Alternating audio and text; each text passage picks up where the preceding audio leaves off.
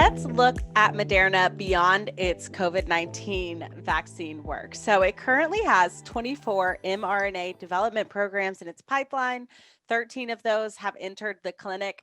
Are we just seeing the tip of the iceberg of what mRNA technology can do? Can you tell us about some of its most promising programs that could be future growth drivers? Yeah, Corinne, we absolutely, I think, are just seeing the tip of the iceberg. I'm going to share my screen so we can take a look at Moderna's pipeline because it's an interesting pipeline. So just bear with me for just a second. And so this is Moderna's pipeline as it stands right now. Obviously, the lead candidate, the one everyone's excited about, is mRNA 1273, the COVID-19 vaccine that we've been talking about. It is Moderna's only pipeline candidate that's in late stage or phase 3 testing and is now being commercialized. The phase 3 testing, by the way, is still ongoing as they continue to do studies. So it is definitely their lead candidate. But if you look right underneath there, there's mRNA 1647. This is a cytomegalovirus, or CMV, which is a lot easier to say. So CMV vaccine, and it's in phase 2 testing, and Moderna is expecting to advance this vaccine into late stage testing this year. So going into phase 3 testing this year.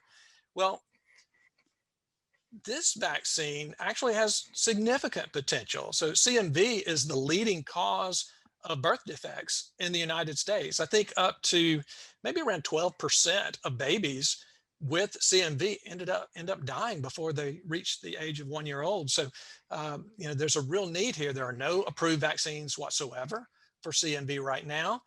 And so Moderna has this candidate that's soon to advance into late stage testing. They really think that this is going to be another example of maybe some imprecise precision, Corinne, but they think that they could potentially make up to $5 billion annually off this vaccine, but they think they could at least make around $2 billion. So that's a pretty wide range, but still you're looking at a legitimate contender to be a mega blockbuster here, with several billion dollars annually from this vaccine. So it's by far their next best candidate that's potentially on the way. I'm going to scroll on down for a second. So that's phase 2. Let's go on down. If you look here, there's several other candidates in Moderna's pipeline that are in phase 2 testing. You have this personalized cancer vaccine, mRNA 4157. You note here that if you look over on the right side, it shows that they're doing a profit sharing, 50-50 profit sharing with Merck. So they're partnering with Merck on this particular program.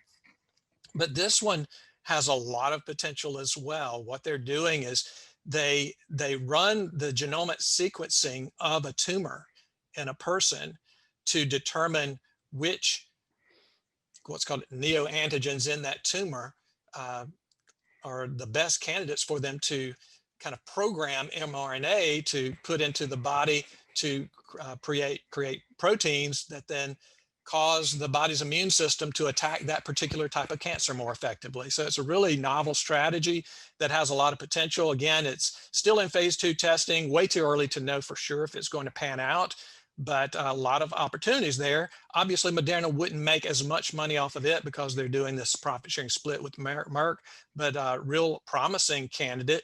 Go on down to this one, mRNA 2416. Moderna owns the rights to this particular candidate. It's targeting cancer as well, particularly looking at ovarian cancer. And then going on down, another pipeline candidate that's in phase 2 testing is AZD 8601. This one has been out licensed to AstraZeneca. And so Moderna wouldn't make as much money off this particular candidate if it's successful, but they would receive milestone payments for hitting certain milestones for, like, for example, regulatory approval. They would get royalties on any sales if it ultimately wins approval. And it's targeting coronary artery disease. What it does is it helps cause the body to produce this VEGF-A protein that can spur the body to create more blood vessels, more arteries. And so, again, there's a lot of potential there. But those are the phase 2 programs that Moderna has. But then look at the phase 1. And we're not going to go through these individually, Corinne, but There are multiple antiviral vaccines that Moderna has in phase 1 testing. There's the H7N9 influenza vaccine there, you see at the bottom there. They have, come on down, they have some other cancer vaccines that are in early stage testing as well. And then a lot of programs in preclinical testing. Some of these are brand new, by the way. Moderna recently rolled out their new programs targeting the seasonal flu, targeting HIV, and also targeting the Nipah virus. And so the company is continuing to beef up this pipeline. Their CEO said that the money they make from their COVID vaccine, they're planning to plow back into expanding their pipeline. He said that he could foresee them getting up to close to 50 programs in clinical development, and they currently have a little over a dozen in clinical development. Not bad for a 10-year-old company.